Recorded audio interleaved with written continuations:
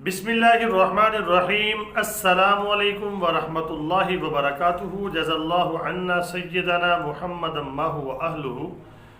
मेरे नाज़रीन, उम्मीद है आप खैरियत से होंगे। मेरे नाज़रीन, आज की जो मेरी दूसरी वीडियो है उसका थंबनेल और टाइटल ये है, इसराइल और फ़लस्तीन की जंग अगर ये बढ़ती है तो ये बहुत बड़ी एक निशानी ज़ाहिर होने की अलामत है। तो अगर ये बढ़ी तो वो निशानी क्या है जो ज़ाहिर होगी? हदीसों का निचोड़ है वो मैं आज आपके सामने वो पेश करूँगा। तो मज़ीद डिस्कस करने से पहले मेरी गुजारिश है, चैनल को सब्सक्राइब कर दें, घंटी के निशान को लाजमन दबा दें। आइए फिर इसको डिस्कस करते हैं कि अगर इसराइल और फ़लस्तीन की जंग बढ़ती है तो कौन सी निशानी यानी कि ज़ाहिर होने का यानी कि इम्कान है। तो नाज़रीन, ग़ज़वा हिंद और रोमियों से जंग वाली जो हदीस है उससे पता चलता है कि हज़रत इमाम महदी अलैहि रिज़वान के खुरूज से पहले या उस वक़्त काफरों और मुसलमानों के दरमियान होने वाली जंगों के दो बड़े महाज होंगे। मेरे नाज़रीन, जब हज़रत इमाम महदी अलैहि रिज़वान का ज़हूर हो जाएगा उस वक़्त दो बड़े महाज़ों पर ये जंग हो रही होगी। पहला महाज अरब की सारी सरज़मीन होगी जहाँ मुख्तलिफ़ जगहों पर मुजाहिदीन और कुफ़ार में जंग हो रही होगी, जिनमें ख़ास तौर पर फ़लस्तीन, इराक़, शाम काबिल ज़िक्र है।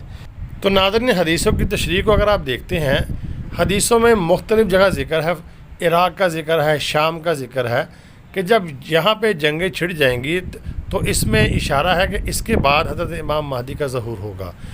तो अगर आप देखते हैं, शाम में तो जंगें कब की छिड़ चुकी हैं और इराक़ में भी आपको पता है सद्दाम हुसैन के शहीद होने के बाद अब फ़लस्तीन बाकी रह गया। फ़लस्तीन में भी जंग छिड़ चुकी है और काफ़ी देर से छिड़ी हुई है और इसके अंदर शिद्दत आना अभी बाकी है। जब शिद्दत आ जाएगी इसमें तो ये बढ़ जाएगी, अरब तक ये पहुंच जाएगी, तो फिर हज़रत इमाम महदी अलैहि रिज़वान का ज़हूर होगा।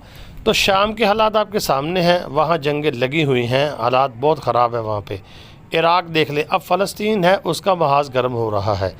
तो मेरे नाज़रीन, दूसरा जो अपना महाज होगा वो हिंदुस्तान का महाज होगा। हदीस में इस महाज के मरकज़ का ज़िक्र नहीं कि इसकी मरकज़ी कमान कहाँ पे होगी, लेकिन ये भी महाज जो है गर्म होगा। दो महाज गर्म होंगे, अरब का और हिंदुस्तान का। तो अगर आप देखते हैं हिंदुस्तान के हालात को देखें, पाकिस्तान, चाइना, हिंदुस्तान, यहाँ भी आपको हालात ख़राब ही नज़र आ रहे हैं। किसी भी वक्त ये जंग छिड़ सकती है।